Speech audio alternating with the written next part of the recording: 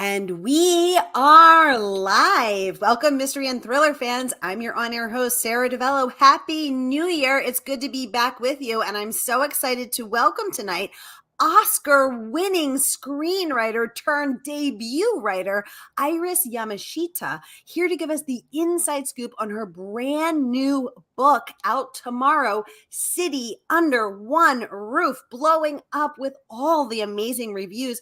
Iris, welcome to Mystery and Thriller Mavens. Tell us about this book. Hi, Sara. Happy New Year to everybody. Thank you so much for having me on here. I'm sorry to burst your bubble, but I didn't actually win the Oscar. I was only nominated. Oscar nominated, excuse me. It's Still always huge great honor. to dream. So thank you so much. Yay. So Iris, first you were writing screenplays, now you're writing thrillers. Tell us about this fabulous, chilling thriller set in Alaska. Well, thank you so much. So the story is basically, it's about Kara Kennedy, who is a female detective. She tries to solve a gruesome murder in this tiny Alaskan town where all the full-time residents live in a single high-rise building. And the setting is inspired by an actual place, a real place in Alaska. It's remote, and I understand that winds can reach 150 miles per hour and temperatures can dip to 35 below. It's a very chilly place. And she becomes trapped in this city after there's a blizzard and an avalanche causes the tunnel to close. And the tunnel is a single lane, very narrow tunnel, and it's the only land route to the city. So she becomes trapped there, and it seems like everyone, including Kara, has secret motives for being there. And the way I've set up the story is that it's told in three voices. So we have Kara Kennedy, the investigator, and then we have Amy Lynn, who's a resident teen, and she's the one who discovers the body parts washed up on the shore. And her mother runs the local Chinese restaurant. And then the third voice is Lonnie Mercer. I call her Moose Lady Lonnie because she keeps a pet moose. And she has a mental disability, which makes her speak in word salads, is what I call it. Well, we have a lot to talk about, Iris, because oh my goodness, where do we even start? Well, before we get into it, I just want to welcome everyone who is watching with us. So we are broadcasting live to 6 different destinations across Facebook and YouTube. So no matter where you're watching from, you're in the right place. This is the right time. It is Mystery Monday. And because Mondays can be murder, we're going to make them a little less painful for you. So if you've been here before, you know the drill. And if you're new, welcome. We're so happy to have you. Here's the drill. Every Monday, I give you my handpicked featured authors, and you get to ask them anything.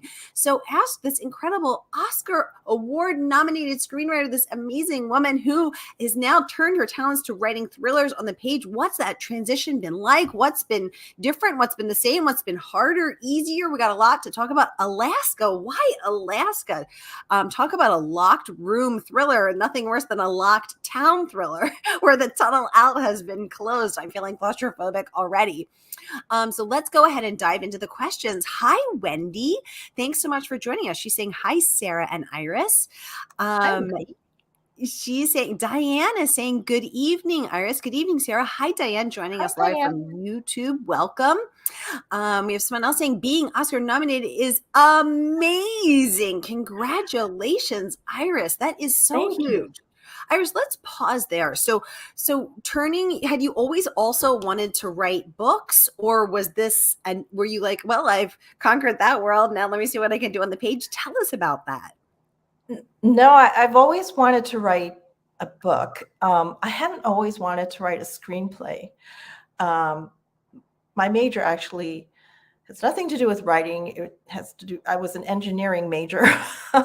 I actually got a master's in mechanical engineering, but my hobby has always been writing since I was little. And so I would go to night classes, and I would take classes in writing, and I was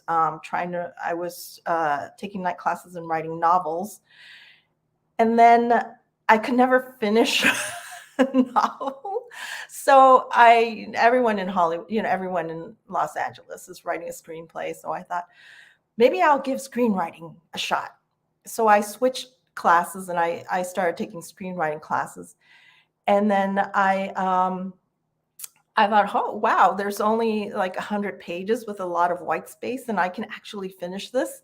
So I switched, and that's how I started my career. I was working full time, and I just started entering contests with my screenplays, and I actually won one contest where one of the judges was a CAA agent, which is Creative Artist Agency. It's a huge agency in Hollywood.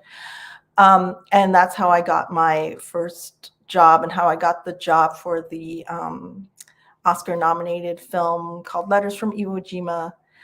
So that's how I got in, and I really enjoyed screenwriting. But it's very difficult. What I would say the difference is that writing screenplays, the process of writing a screenplay is easier because it's shorter and there's not as much. I mean, no one's going to read actually your actual script other than the people producing, the people who are making the film. But to get it produced to the end product is much harder because there are a lot more people involved. There's like hundreds of people involved. There's a lot more layers of people who have to approve your book. Your screenplay, and there's a lot more money involved. There's millions of dollars involved. So I think like a book is a lot more torturous to write and to finish the book. But it doesn't take as many people to get involved and get their hands in there and then go through approval. And then, it doesn't take millions of dollars to actually produce it. So that's what the biggest difference is. Wow. Yeah. So just so that we can compare and contrast, how long did it take you to write Letters from Iwo Jima, and how long did it take you to write City Under One Roof?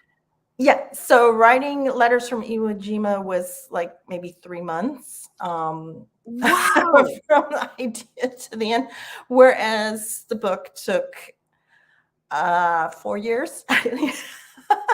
So yes, a huge time difference there. And actually the seed of the idea for this book was probably like 8 years ago, because I had originally thought of it as a possible series for like a streaming network, like like a Netflix or an Amazon. Yes. So yeah, usually you go the other way, right? Usually there's a book and then it gets adapted, because Hollywood really loves IP, which means intellectual property. So they love books and remakes and sequels and all that. Whereas a book they want original, which is another thing that I love actually about the book writing world, is they want original material, whereas in Hollywood, you're usually, as a writer, working off of someone else's material. So it's much more liberating to write a book. But yes, the process is so much longer. Wow, I am loving the behind the scenes on the differences and the intricacies of both the screenplay writing world, and then your transition over to the thriller writing world. This is so interesting, and like you said, I think most people think of it going the other way. Oh, you write the book, and then maybe someday you hope it'll be adapted. Like Outlander was adapted 20 years later, or Bridgerton was adapted 20 years later, but you're working, sort of backward. This is just absolutely fascinating. Well, Iris, we have so many questions pouring in for you, and I want to get to all of them. Diane is saying first, congratulations. Yes, congratulations on your book. Out tomorrow. This is so exciting. We have I have all of your starred reviews here that I can't wait to share with everybody, because there is so much praise. But Diane has a really great question. She wants to know, Iris, how do you reward yourself when you finish writing a book? Well, this is the first book that I actually finished. So Or I she says, I how do you think decompress? She said, well, do you do anything to decompress or to celebrate? Let's hear yeah, that. actually, I did take a trip. I did go Oh, on vacation, and I did take a trip to Europe. So, but it's almost like, even though I finish, there's so many stages. There's turning in the manuscript, but then you're still going through um, an editing process after that, and then I mean, it just goes on and on. So it doesn't feel like I'm ever quite finished with the book. And then now it's book two is already there. So it seems like there's always work waiting for you. But yes, I did take a trip. I love that. I was waiting for you to say to Alaska, but because I was thinking, oh, perhaps you returned to the scene of the crime, I did literally. go to Alaska for research, but that was before the book was actually finished. Ooh, Yeah, well, I can't wait to hear about the research trip. But first, let's talk about your celebration trip to Europe, because something that you just said, I think, is something that a lot of people don't know, which is that there is no finish line until that book is out tomorrow when you're finally done. But then begins the next marathon of marketing this baby. exactly. Now this is you're joining us tonight for this very special pre-launch event. The night before the book comes out, telling us all about it. But then you'll be doing other interviews and bookstore signings and all sorts of things. So so I think that was one of the things that really surprised me about writing a book, is I kept waiting for this, this deep breath, this exhale to happen, but it never happened because there was always the next marathon of the next stage and then the next book. So, Yeah, exactly. so And do even so now, I'm thinking about I mean, I'm working on book two, but I'm already thinking about book three. So it seems like it's just a never ending process. Right, exactly. Okay. Well, you know what? I love that you did take time to go to Europe and celebrate yourself on that way. What a fabulous, fabulous thing to do. Now, let's talk about another trip you took to the scene of the crime, literally and figuratively. I've always dreamed of going to Alaska. I want to see the glaciers. I want to see the salmon. I want to see the mountains, the water, the polar bears. Tell us about this trip to Alaska. Oh, it was so much fun. It was also the time when, we were in lockdown on COVID, and the lockdowns had just kind of lifted, like we were getting our vaccine. So it was like our first shot of a vaccine, and thinking it's over, and then I can run to Alaska now. And so it was, it felt really great to be out and traveling and everything. So all in Right. all, it was a really fun trip. And then we went to, the inspiration for this real city. And I I don't think it's as quite as creepy as the book. And that's why my book is a fictional city. It's not the same, but there are kind of odd things about. I mean, it does have that aspect where it shuts down. The tunnel closes at a certain time, and then you are trapped there at night. And it does only go in one direction, and it's a very long tunnel. It's 2.5 miles. So you're driving through this tunnel, and it really felt like I was falling through a rabbit hole, and I was going to end up in this strange wonderland. And that was actually a jumping off point for some of the characters, because I thought, okay, well, this wonderland is going to be full of these strange and quirky characters, like in Alice in Wonderland. Ooh, interesting. Okay. But the fictional town that you have created, Port Medier, and I'm remembering how you said it in the book, which rhymes with the French getaway, although they joke that it rhymes with dirtier, um, there is a tunnel. So your fictional town, that tunnel is real. Yes, I mean, in both in the inspiration and in the fictional book, tunnels are a big kind of theme, right? There's the tunnel that you have to drive through to get to the town, and these things are real. There are pedestrian tunnels, because again, it's such a cold, windy city that it's easier just to to travel through tunnels. There's a tunnel from the main building to the school. And the real town, you can't go underneath the building and go through the tunnels that are closed off. But I did read that the original city, which was built as a military base, did have a lot of underground tunnels that traversed between the buildings and through the city, because it was almost like a secret military base.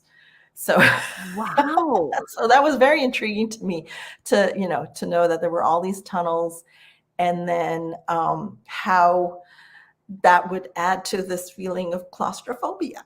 Yeah, because the fact that that the daylight is already so limited, and then it's so cold, so you're stuck in there, and then when it snowed, you literally get stuck in there, so it's just getting more and more trapped and claustrophobic feeling. And wow. Okay, wow, I'm loving the backstory on this. We have a mystery user saying, "Hey there, this book sounds so good." Yes, this book is so good. Thank you so much for joining us. Diane has a follow-up question. She's saying, "It's interesting, Iris, that it took 4 years to write your book, but the screenplay was so quick. What was the difference for you in the writing process?" Great question. Let's talk about that. Well, screenplays again are they're much shorter. They're 100, they're usually about 100 pages or so, and there's a lot of white space because it's mostly dialogue, and you don't have to get into the nitty-gritty of the narration. Whereas, when you're writing a book, you're not only the writer, but you're also the cinematography person, cinematographer, you're the director, you're the costume designer, you're the set designer, you're all of that. And you have to think of all of those things when you're writing a book. Whereas, when I write a screenplay, I don't really detail how, for instance, does a character look, because you don't know who's going to get cast in there. So you don't want to limit who's going to get cast by being very detailed on how they look.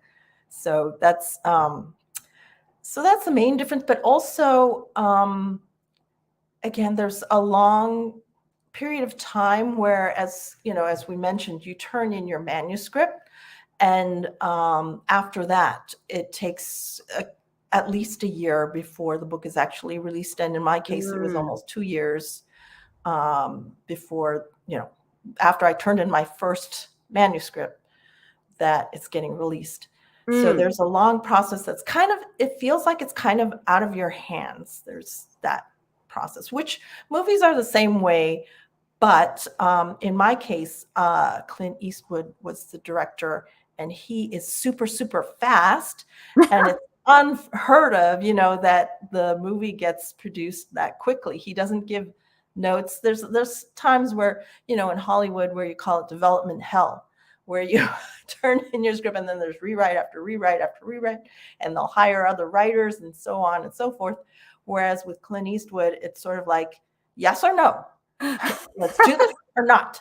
And, his was let's do this. And then it was very quick. So I don't think that's not normal in Hollywood. Wow, I did not know that Clint Eastwood, henceforth to be known as Fast Clint, was so speedy. Thank you for this fun fact, Iris. Iris, I want to get into some of the amazing praise that your book. Oh, here's a really good comment. We're going to get into the praise in 1 second. Someone's saying, "I never thought of a writer as being the set designer and the costume designer. That's so cool." Yeah, I loved when you said that. It was such a new way to think of it, because when you're watching a movie, of course, you're depending on the visual aid of storytelling to present that for you. And I loved how you said that. So I'm totally resonating with that as well. Thanks so much for the comment. And Iris, thanks for that very cool analogy. All right, y'all, let's hop into some of this amazing praise, because Iris's book is earning all the praise. So let's kick off with this fabulous review from Publishers Weekly. I'm going to pop it up so we can all read it together. Unusual topography plays a major role in screenwriter Yamashita's atmospherically charged debut that leads to a spellbinding, unforgettable climax and an unpredictable resolution. This distinctively original perspective on, quote, a community of stragglers, oddballs, and recluses heralds the arrival of a major new talent. That is a starred review from Publishers Weekly. Congratulations, Iris. High Thank you so praise. much. And Publishers Weekly is not the only one dishing out stars. Let's hop over to this starred review from a library journal. I'm going to pop it up as well so we can all read it. The claustrophobic atmosphere in this unique one building town, isolated by tunnels, weather, and secrets, builds a memorable debut crime novel. A starred review there from Library Journal. And you have earned the triple trifecta of starred reviews. Iris, let's hop over to this one. Kirkus also awarding you a starred review, which you have richly earned. Let's read this one together as well. An urban Alaska detective unlocks menacing secrets in a frigid, sinister small town while struggling to recover from a personal tragedy. Several more or less disreputable residents emerge as suspects as riddles large and small add fuel to the mystery on the way to the final solution. An offbeat, sharply written thriller, and that is from Kirkus themselves. Iris, congratulations. I mean, starred review after starred review. Let's talk about how it took you 4 years to do this. What have you learned about the craft of writing thrillers to such a wonderful acclaim? Give us some of your secrets. Yeah, it's actually quite a surprise. I'm so happy with the reception. It felt so welcoming to step into this world, and when you're writing in Hollywood, it feels very isolated, and you're, I don't know, it's just so much warmer to be in this world, I feel, and like talking to people like you, and so many warm, welcoming people here. In the world of killers and crime. Yes, Yeah, and the we're community. warm, I love welcoming. the community. It's so great. So I forgot what the question was. What have you, like, you've published your very first book, you've gotten starred reviews from all the biggies. I mean, congratulations. What do you think when you look back over the 4 years it took you to write this book, which has been released to such incredible starred reviews and praises? What have you learned where you think, you know what, I would do this differently next time, or, oh, I nailed that, I definitely do it the same next time? I don't know if I never feel like I nailed it, and you're always worried about, like I'm working on book 2. So I'm like, oh no, is this going to live up to book 1 now that all these great reviews have come out? Are people going to be disappointed? So it's always frightening, no matter what you're doing, whether you're writing screenplays or writing books. But I feel like, the process for screenwriting, I feel like, has really helped me in the process for writing books. Because as I had mentioned, I could never finish a novel. And so that's why I switched over to screenwriting. And now screenwriting has given me sort of the tools to figure out like how to outline and how to deal with things like writer's block. So I felt like I came in now better equipped, having gone through the screenwriting. And I do sort of, similar processes between screenwriting and book writing now, which helps me to actually finish. And one of those processes is to write a vomit draft. And I hear other writers say this. The vomit draft is sort of your first go, where you're not really editing yourself. And, for me, it's like a train of thought almost. And I do outline too first, which is something that I also learned from screenwriting, is outlining. And it's a rough outline that will definitely change. But your first draft, you don't want to be precious because you know you're going to throw out a lot of stuff. So you're not going to, Mm. I think, I and other writers that I know, when we started off writing, we were trying to be perfect on our first go, right? Mm-hmm, mm-hmm. But that's where you're going to get stuck, and that's why it's not going to work.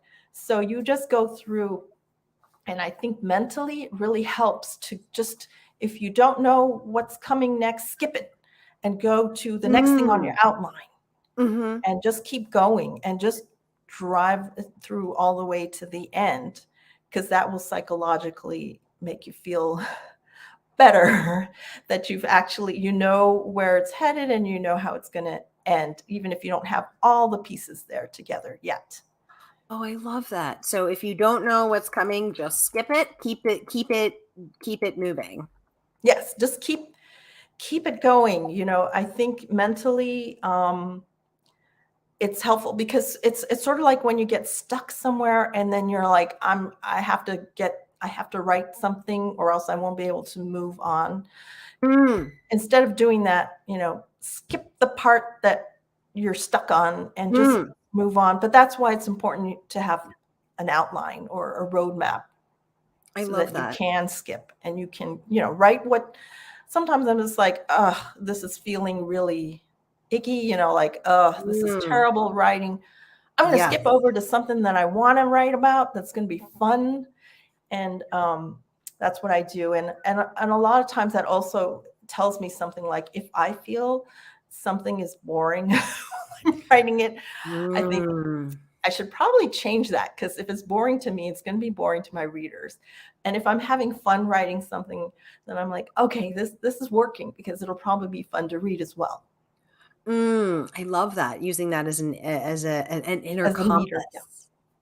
Michelle says it's so great to be back. Yes, Michelle, it's so great to be back. We were on hiatus for 2 weeks over the holidays, and now we're back and we're revved up for a whole new year of fabulous Mystery Mondays, kicking off the new year strong. Michelle, great to have you back and see your name pop up. Thanks for joining us.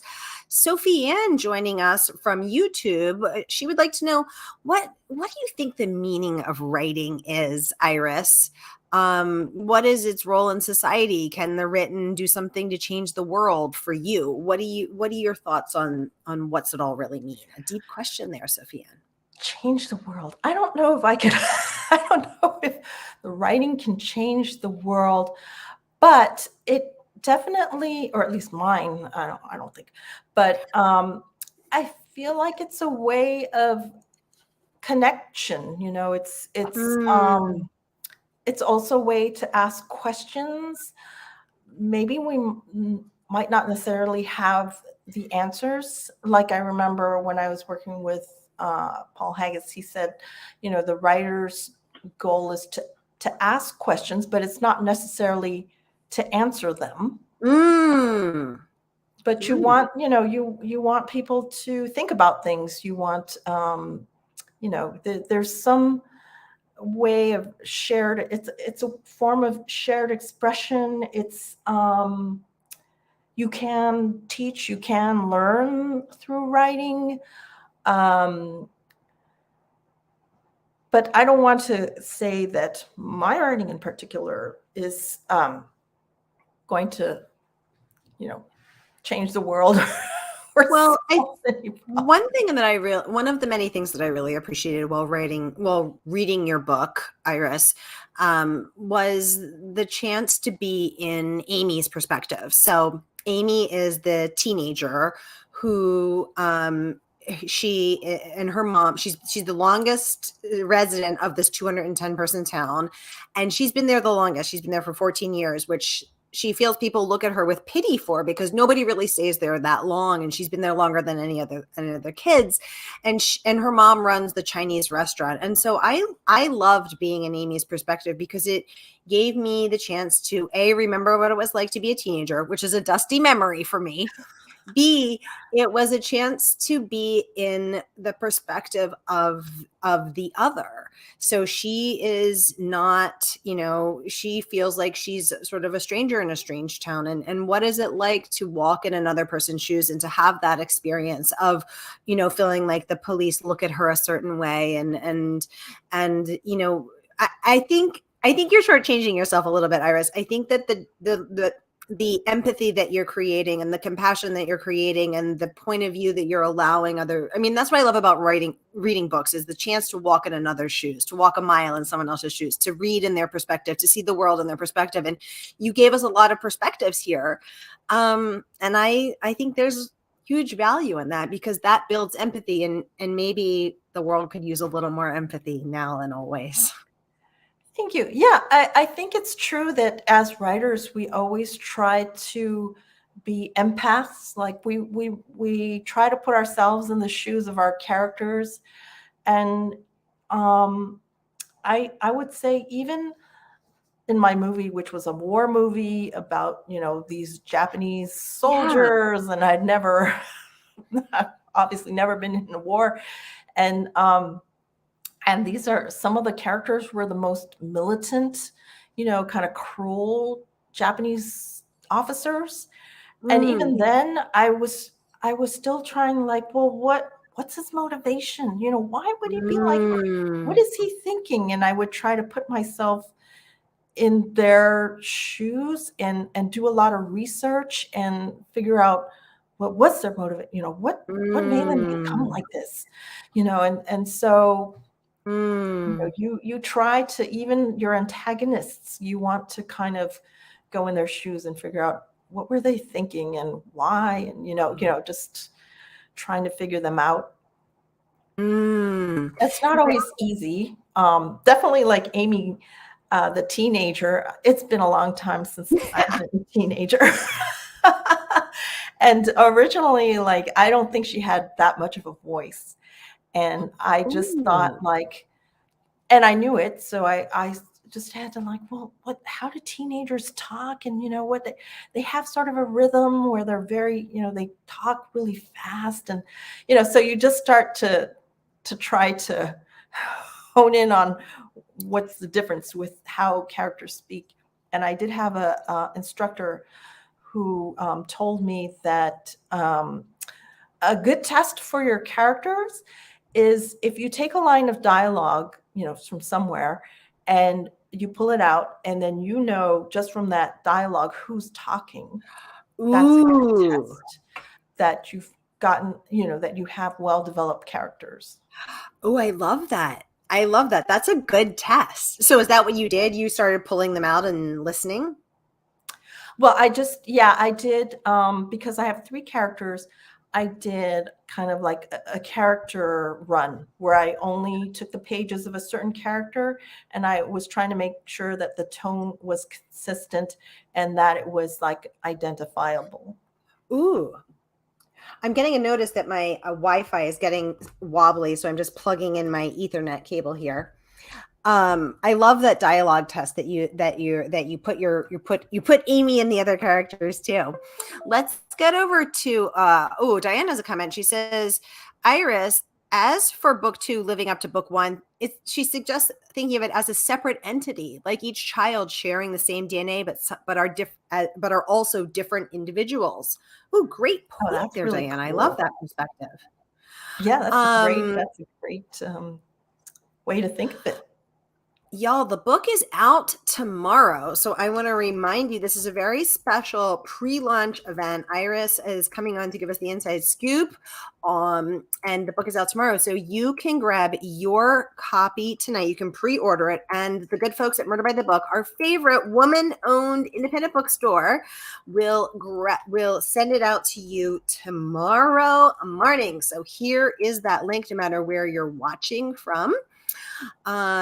Be sure to grab your copy here. Oh, great question. Follow-up question. Oh, Sophie Ann, first of all, saying, what a deep answer, though. Yes. Clapping for you there, Iris. Thank you for that deep answer. And Sophie Ann, thank you for that deep question.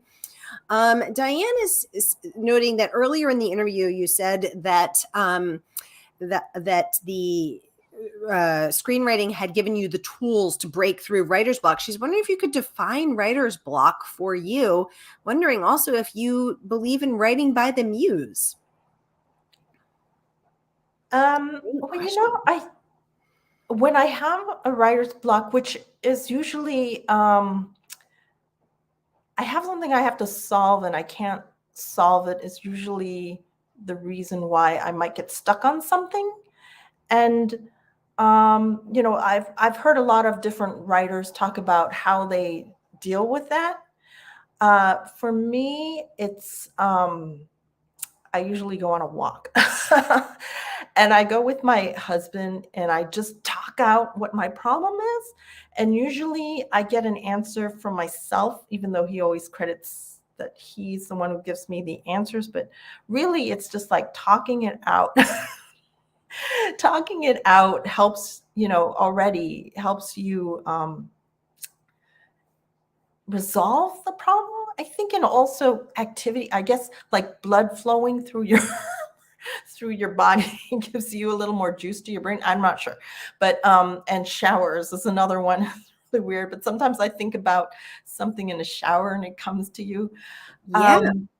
But again, like if it's something where there's a problem, sometimes it's a problem with the story itself or the writing itself. And then I told you that I just skip to the next section. And then that helps sometimes, because then you can know whether, oh, maybe I just need to throw that out, or, maybe I don't need that section. Sometimes it can be that. Writing by the muse. I don't even know. What does that mean? I think that's like when the spirit moves you, but you shared that you're a plotter. So Yes.